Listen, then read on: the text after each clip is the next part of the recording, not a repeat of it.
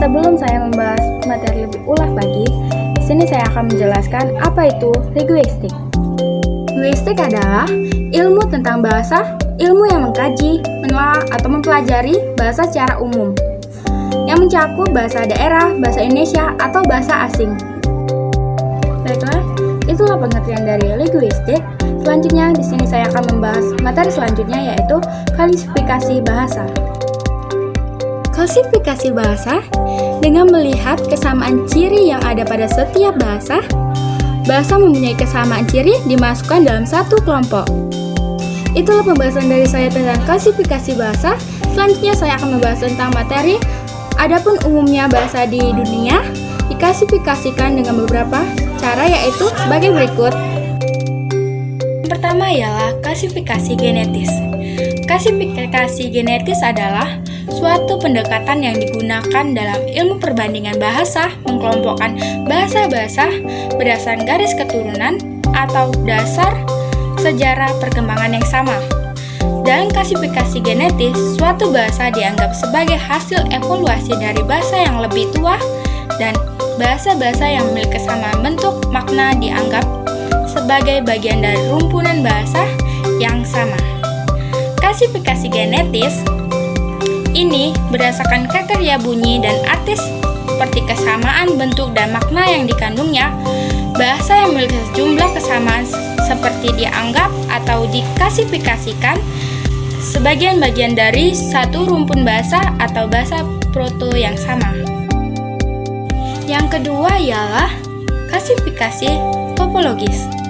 Klasifikasi topologis adalah pendekatan yang digunakan dalam ilmu perbandingan bahasa untuk mengkelompokkan bahasa-bahasa berdasarkan ciri-ciri, struktur, dan fungsi yang dikandungnya, seperti sintaksis, morfologi, fonologi, dan simastik.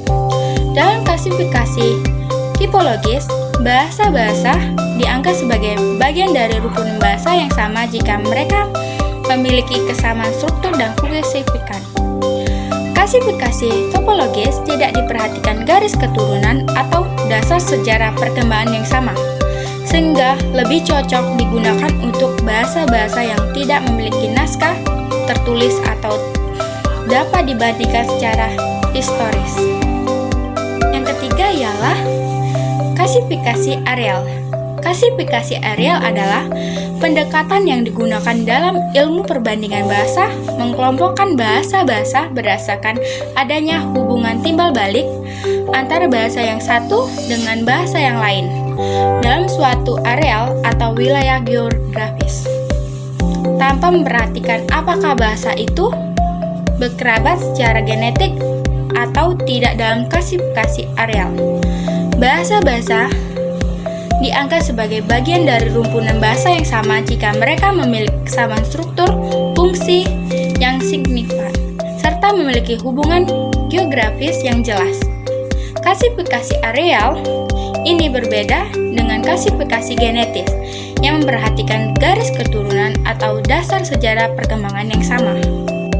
Yang terakhir ialah klasifikasi sosial linguistik.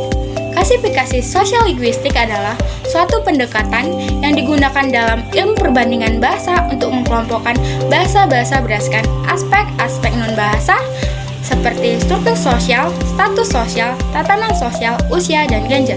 Dalam klasifikasi sosial linguistik, bahasa dianggap sebagai bagian dari masyarakat yang dipengaruhi oleh faktor-faktor sosial yang terkait dengan penuturan dan pendengaran.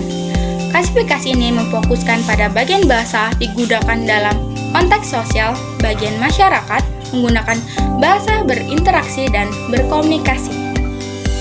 Yang disampaikan oleh teman saya. Sekarang saya akan menyampaikan pembahasan yang selanjutnya mengenai bahasa, aksara, dan ejaan.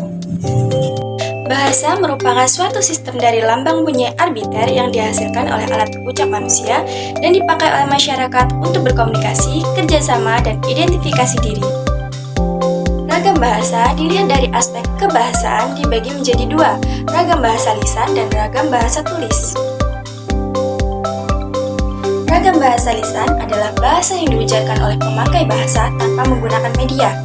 kita dapat menemukan ragam lisan yang standar, misalnya pada saat orang berpidato atau memberi sambutan dalam situasi perkuliahan dan ceramah. Selanjutnya, ragam lisan yang non-standar, misalnya dalam percakapan antar teman, di pasar, atau dalam kesempatan non-formal lain. Selanjutnya adalah ragam tulis. Ragam tulis merupakan bahasa yang ditulis atau yang tercetak. Ragam tulis pun dapat berupa ragam tulis yang standar maupun non-standar.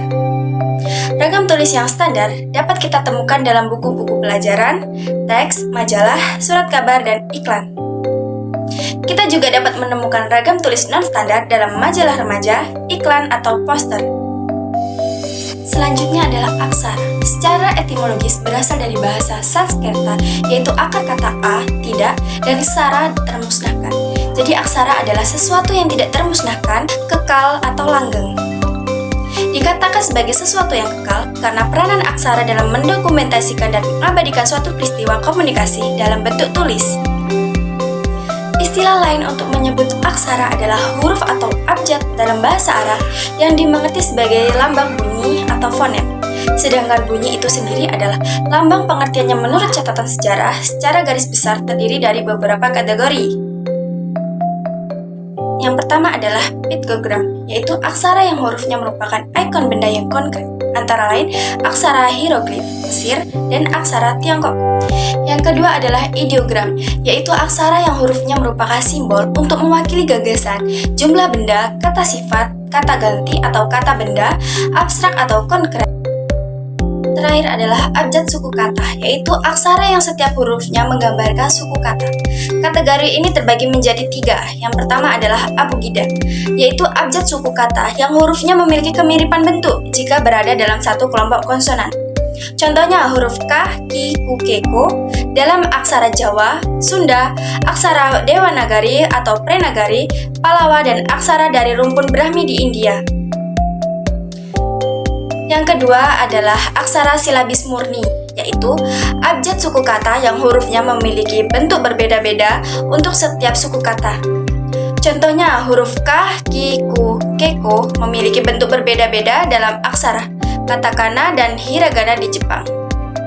Dan yang terakhir adalah abjad fonetik, yaitu satu huruf mewakili satu bunyi bahasa, antara lain alfabet Latin, alfabet Yunani, Sirilik, Gotik, atau Jerman.